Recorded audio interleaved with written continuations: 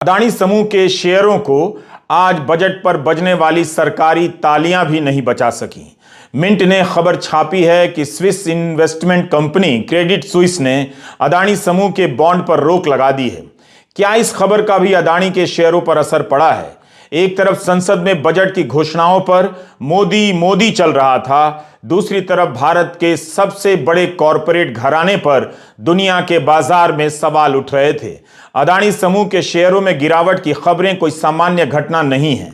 Budget के दिन अदानी समूह के शेयरों के भाव में 8.8 लाख करोड़ की गिरावट आई है। अदानी समूह के साथ साथ भारत की कॉरपोरेट व्यवस्था की साख धूल बनकर उड़ रही है। भारत की जांच एजेंसियों ने कथित फ्रॉड को पकड़ने की हिम्मत दिखाई होती तो भारत के कॉरपोरेट सिस्टम की साख मजबूत होती, लेकिन अमेरिका की एक रिसर्च एजेंसी हिंडनबर्ग की रिपोर्ट के बाद अदानी समूह के शेयरों में गिरावट संभल नहीं रही है। आप ईज ऑफ डूइंग बिजनेस के नाम पर पैन कार्ड को सभी साइट से जोड़कर ताली नहीं बजवा सकते हैं। ये सारे मामूली बदलाव हैं जो समय के साथ होते रहते हैं। सवाल है कि सरकार कब इस सवाल का सामना करेगी कि अदानी समूह पर लगे फ्रॉड के कथित आरोप उसकी व्यवस्था पर भी सवाल उठा रहे हैं। इस समूह के साथ साथ भारत की छवि भी खराब हो रही है। आज जब बजट पेश हो रहा था, शेयर बाजार में अदानी समूह के शेयरों के दाम गच्चा खा रहे थे। एक रिपोर्ट का असर अब भी कम नहीं हुआ है। जिस तरह से शेयर गिरे हैं, उसे देखते हुए आप कह सकते हैं कि एक रिपोर्ट ने अदानी ग्रुप को उसके शेयरों की कीमतों को बर्बाद कर दिया है। दुनिया के नंबर 1 या नंबर 3 अमीर होने का खिताब भी चला गया है। यह कैसा अमृत काल है जिसमें भारत का सबसे बड़ा और मजबूत कॉरपोरेट घराना धाराशायी होता नजर आ रहा है और कोई कुछ कर भी नहीं पा रहा है।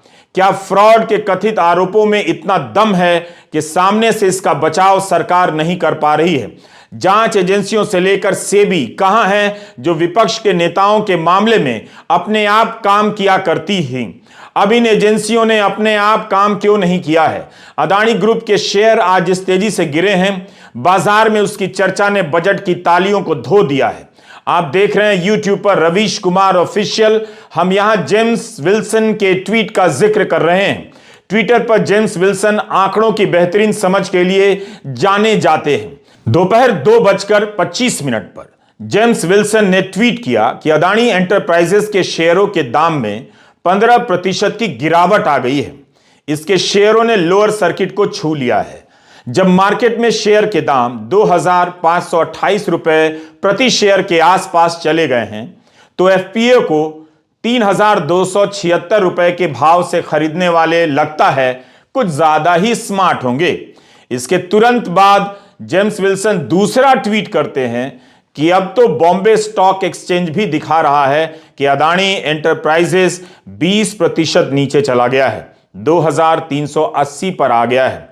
अब तो 3,276 रुपए में एफपीओ में पैसा लगाने वाले जमीन पर हंसते हंसते लोट पोट हो रहे होंगे। कल खबर आई थी कि फ्रॉड के कथित आरोपों के बाद भी अदानी समूह ने एफपीओ का टारगेट पूरा कर लिया है। जेम्स विलियम्स के कहने का मतलब यही है कि वो समझदार लोग सामने तो नहीं आ सकते, लेकिन इन शेयरों के नीचे जाते हुए उन्हें कैसा लग रहा होगा। इन लोगों ने अदानी समूह में तब पैसा लगाया जब उसके शेयरों के दाम गिर रहे थे। 2:25 के ट्वीट के बाद जेम्स विलियम्स 2:51 पर फिर से ट्वीट करते हैं और लिखते हैं कि यह वाकई तबाही है, कैटेस्ट्रोफ है। इस चार्ट में दिखाया गया है कि अदानी एंटरप्राइजेस के शेयर 25% गिर गए हैं। 743 रुपए 45 पैसे की गिरावट आ गई है। एक शेयर का दाम 2,230 रुपए 45 पैसे हो गया है। इस समय जेम्स शेयरों का एक चार्ट भी ट्वीट करते हैं कि बाजार बंद होने में 40 मिनट बाकी हैं और अदानी पोर्ट के शेयरों के दाम भी 20% नीचे आ गए हैं। अदानी पोर्ट का एक शेयर 490 रुपया टूटा है। दोपहर 3 बजे अदानी एंटरप्राइजेस का शेयर 30% नीचे चला जाता है। अंबुजा सीमेंट के शेयरों के दाम में 16.5% की गिरावट आती है। एसीसी सीमेंट के शेयरों में 10% की गिरावट आती है। ये कंपनियां भी अदानी की हैं। इस चार्ट में बाकी 3 कंपनियों के शेयर 4 से 9% तक गिरे हुए दिखाई दे रहे हैं। इस तरह शेयर बाजार से अदानी ग्रुप के शेयरों के गिरने की खबरें आती रहीं। लोग सांसें रोक कर देखते रहे कि यह हो क्या रहा है। एक दिन पहले अदानी ग्रुप के एफपीओ को सफल बताया गया और उसके अगले दिन भी हिंडनबर्ग के हमले से अदानी ग्रुप संभल नहीं सका। 31 जनवरी को यह तस्वीर जारी की गई। गौतम अदानी ने ट्वीट किया। इस तस्वीर में गौतम अदानी इजराइल के प्रधानमंत्री नेतन्याहू से हाथ मिला रहे हैं। भले ही वे यह बताना चाहते हो कि उनका बिजनेस सामान्य तरीके से चल रहा है, उन्हें एक नए बंदरगाह पर काम करने का ठेका मिल गया है, लेकिन सब कुछ ठीक हो जाएगा का दावा करने वाली यह तस्वीर अगले दिन यानी 1 फरवरी को किसी काम नहीं आई। बाजार की भाषा में कहा जाने लगा कि अदानी के शेयर ब्लीड कर रहे हैं, यानी खून बह रहा है। दरअसल अदानी के शेयर ब्लीड नहीं कर रहे हैं, बल्कि दुनिया के बाजार में भारत की छवि ब्लीड कर रही है। दुनिया हंस रही होगी कि हमारा सिस्टम कैसा है। क्या इसी तरह कोई कॉरपोरेट इतना बड़ा हो जाता है कि एक रिसर्च कंपनी रिपोर्ट जारी करती है और उसके शेयर बाजार में धूल चाटने लग जाते हैं। आज एक समय तो अदानी एंटरप्राइजेस 30% तक नीचे गया। बाजार के बंद होते होते 28.20% नीचे आ गया। अदानी पोर्ट 19.18% नीचे गिरा। अदानी टोटल गैस के शेयर 10% नीचे आए। 24 जनवरी को हिंडनबर्ग की रिपोर्ट आई थी। तब से अदानी समूह की कंपनियों के शेयर गिरते ही जा रहे हैं। इंडिया टुडे ने एक चार्ट जारी किया है कि एक सप्ताह के भीतर किसी के शेयर में 40% की गिरावट देखी गई है तो किसी के शेयर में 50% की। भारतीय जीवन बीमा निगम भले कह रहा हो कि उसकी कुल संपत्ति का 1% भी अदानी समूह में नहीं लगा है, लेकिन अदानी समूह के साथ साथ उसके शेयर भी गोते लगा रहे हैं। आज बाजार बंद होते होते एलआईसी के शेयरों के दाम में 8.40% की गिरावट दर्ज हुई और भारतीय स्टेट बैंक के शेयर भी 4.72% गिरे हैं। अदानी के शेयरों में हाहाकार मचा हुआ है। आज भी सेबी का सार्वजनिक बयान नहीं आया है। ऑफ रिकॉर्ड बातों का कितना भरोसा किया जा सकता है? हम इन मामलों के विशेष जानकार नहीं हैं, इसलिए बिजनेस चैनलों की रिपोर्टिंग का भी सहारा ले रहे हैं। सीएनबीसी ने रिपोर्ट किया है कि अदानी के शेयरों के कारण बैंकों के शेयर भी लुढ़कते जा रहे हैं। बैंक ऑफ बड़ौदा का शेयर 9.98% गिरा है। पंजाब नेशनल बैंक का शेयर 5.98% गिरा है। भारतीय स्टेट बैंक का शेयर 6.41% गिरा है। इनमें से कईयों के शेयर काफी गिरे हैं। इनका पैसा किसी न किसी रूप में अदानी समूह में लगा है। वहीं दूसरी तरफ प्राइवेट बैंकों में आईसीआईसीआई और एचडीएफसी के शेयरों के दाम ऊपर ही चढ़े हैं। एलआईसी के प्रबंध निदेशक राजकुमार ने मीडिया से कहा है कि 1-2 दिन में अदानी समूह से सवाल करेंगे। क्या सवाल हो गया है? क्या जवाब आ गया है? क्या यह सब पब्लिक को बताया जाएगा? एलआईसी के प्रबंध निदेशक का बयान छपा था कि अभी इतनी बुरी हालत नहीं है कि अदानी समूह से अपना निवेश निकाल लिया जाए। आखिर कब तक एलआईसी इस झटके को बर्दाश्त करेगी? तकनीकी रूप से देखें तो एलआईसी ने अदानी ग्रुप में जितना निवेश किया है उसमें गिरावट तो आई है, मगर अभी तक घाटा नहीं हुआ है। आप कह सकते हैं कि जो फायदा हुआ था वो घटा है। मोदी सरकार के 8 साल के दौरान अगर किसी कॉरपोरेट ने तरक्की की है तो उनमें अदानी समूह अव्वल होगा। अदानी समूह ने अंबानी समूह को कब पीछे छोड़ दिया, अब किसी को याद नहीं। चारों तरफ अदानी की ही चर्चा होने लगी, लेकिन हिंडनबर्ग की एक रिपोर्ट ने अदानी के साम्राज्य में सेंध लगा दी है। अदानी दुनिया के तीसरे नंबर के सबसे अमीर के पायदान से खिसकते हुए 10वें स्थान पर आ गए हैं। फोर्ब्स की सूची में अंबानी 9वें नंबर पर हैं और अदानी उनसे नीचे 15वें नंबर पर। ब्लूमबर्ग बिलियनेयर इंडेक्स के अनुसार पिछले 1 साल के दौरान अदानी ग्रुप की वैल्यू जितनी बढ़ी थी वो 1 सप्ताह के भीतर भाप बनकर उड़ चुकी है। 44 बिलियन अरब डॉलर उड़ गया है। ब्लूमबर्ग ने लिखा है कि अदानी का साम्राज्य 90 अरब डॉलर का झटका खा चुका है और गिरते गिरते 72 अरब डॉलर पर आ गया है, जबकि अंबानी का साम्राज्य 81 अरब डॉलर का है। केवल जनवरी में अदानी का नेटवर्थ 36 अरब डॉलर कम हुआ है। यह एक रिकॉर्ड के समान है। हमें नहीं पता कि इस गिरावट का अदानी समूह पर क्या असर पड़ रहा होगा या यह समूह कितनी जल्दी खुद को इस संकट से उबार लेगा। पिछले दिनों गौतम अडानी ने कहा था कि उन्हें रैंकिंग और नंबर से कोई फर्क नहीं पड़ता है, उन्हें चुनौतियां पसंद हैं। क्या वे इस चुनौती को पसंद कर रहे हैं? जिस तरह से उनकी रैंकिंग गिरी है, अगर वे वापस दूसरे या तीसरे नंबर पर पहुंचेंगे तो वो भी अपने आप में एक बड़ी घटना होगी। मगर इस वक्त नहीं कहा जा सकता कि जो हो रहा है वो मीडिया हाइप से हो रहा है। इस समय जो भी हो रहा है वो हिंडनबर्ग की रिपोर्ट के कारण होता लग रहा है, मीडिया हाइप से नहीं। अडानी समूह पर फ्रॉड के गंभीर आरोप लगने के बाद शेयरों के दाम गिरने शुरू हुए हैं। 413 पन्नों में हिंडनबर्ग की रिपोर्ट का जवाब दिया गया है, उसे फ्रॉड बताया गया है, दुर्भावनापूर्ण बताया गया है। इसके बाद भी बाजार की दुनिया में अडानी के शेयरों की बर्बादी रुक नहीं रही है। हम इन विषयों के जानकार नहीं हैं, इसलिए काफी संभल कर पेश कर रहे हैं। हम अपने कार्यक्रम के जरिए आपके निवेश के फैसले को कतई प्रभावित नहीं करना चाहते हैं। अब पहले एक वीडियो में हमसे समझने में चूक हो गई। हमने कह दिया कि क्या अडानी ग्रुप के लिए लोअर सर्किट को 20 से घटाकर 10% किया गया है, लेकिन बाद में पता चला कि यह एक सामान्य प्रक्रिया है।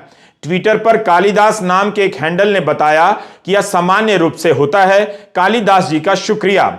इस तरह से कोई चूक हो रही हो तो जरूर बताइए, हम सुधार करेंगे। अब आगे बढ़ते हैं। केवल शेयर बाजार में अडानी के शेयर नहीं गिर रहे थे, स्विट्जरलैंड से आने वाली खबर भी परेशान कर रही थी। न्यूज वेबसाइट मिंट की खबर से भारत को भी चिंतित होने की जरूरत है। लाइव मिंट ने लिखा है कि स्विट्जरलैंड की निवेश करने वाली कंपनी क्रेडिट स्विस ने अडानी समूह के बॉन्ड को स्वीकार नहीं किया है, वो स्वीकार नहीं कर रही है, जिससे संकेत मिलता है कि हिंडनबर्ग की रिपोर्ट के बाद अडानी ग्रुप के वित्तीय मामलों पर नजर रखी जाने लगी है। क्रेडिट स्विस ने अडानी ग्रुप के नोट्स पर 0 लेंडिंग वैल्यू तय कर दिया है। अंग्रेजी में यह बात इस तरह से लिखी गई है, हम दोहरा रहे हैं ताकि अनुवाद में हमसे कोई गलती ना हुई हो। The Swiss lenders private banking arm has assigned a 0 lending value for notes sold by Adani Ports and Special Economic Zone, Adani Green Energy and Adani Electricity Mumbai Limited, Bloomberg Agency reported। इस report में यह भी लिखा है कि बाकी bank Adani को loan दे रहे हैं। यूरोप के 2 बैंकों ने अपने फैसले में कोई बदलाव नहीं किया है। 31 जनवरी को अडानी समूह के एफपीओ को लक्ष्य से ज्यादा सब्सक्राइबर्स मिल गए। मीडिया में छपा है कि भारत की घरेलू संस्थाओं ने इसमें निवेश नहीं किया, म्यूचुअल फंड ने निवेश नहीं किया।